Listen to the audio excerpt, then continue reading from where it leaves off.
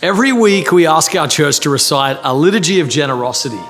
And we declare this not as empty words, but as a commitment to live with generosity, because generosity is the way of those who call Christ their Lord. It's a call to resist the delusion of riches, to place our hearts firmly in God's kingdom and not in the systems or riches of this world. So at the end of every year, we ask our church to take a real step of accountability for the words we say each week. And rather just saying the liturgy, we ask, will you live the liturgy? By participating in kingdom sacrificial giving as we focus on our end of year initiatives for the next year. Last year, we set the challenge to raise $1 million towards a few key initiatives: spaces, missions, commissioning artists, and the table. And you, the church, responded in an incredible way. Together, we raised over $1.5 million, which was $500,000 over what we were seeking to raise. With the spaces, we were able to sign a 5-year lease agreement, including much needed space for city kids to meet in. We've got a lease with Calvary St. George, a place, honestly, we've been trying to get into for the last 15 years.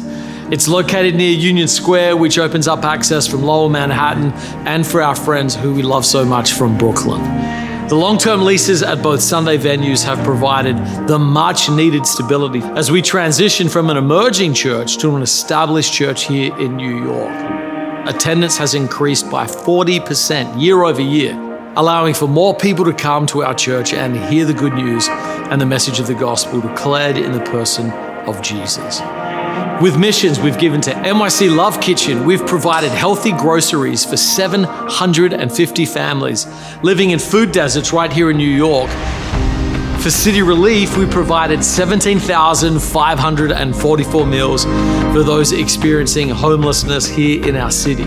Through our partnership with God Behind Bars, our worship and teaching will actually be accessible to over 800,000 incarcerated individuals with very little access to the world outside their prison walls. And in Ghana, with many hopes, over 100 kids will be rescued from slavery due to the generosity of our church.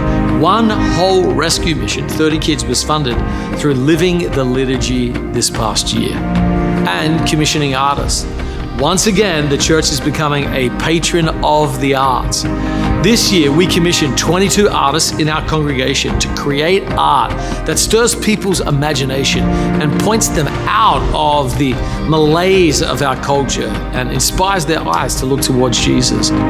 Over 1,200 people came and experienced the galleries that we put on for this cause. And through the table. One of the great issues of our culture is how the church relates to the LGBT community. And the church so often has had a conflict about how to remain biblically faithful, but extend a compassionate invitation to those who are part of this community. And so over this past year, through our table ministry, we've been able to create resources and community that hold to the scriptures, but open our arms to let people experience the love of Jesus from the LGBTQ community in our church. And we've seen God move profoundly in these 4 areas, primarily supported by your choice to live the liturgy in 2023. So here we are again, closing in on the end of another year. It's time for us to realize where we are as Church of the City and how we're doing building compelling missional disciples here in New York, asking for the fame and deeds of God to be renewed and known in our time. This year, our vision is $3 million.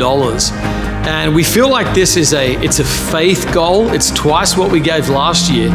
But based on the growth of our church and the resources present within our church, we believe the congregation is going to see that of all the things they can give their money to, believing in our church in this historic foundational moment is going to be something that sets us up for the coming year. So church, thanks so much for your incredible generosity. And we want to ask that you would prepare your heart and begin to think about how God may be stirring you to live the liturgy again this year.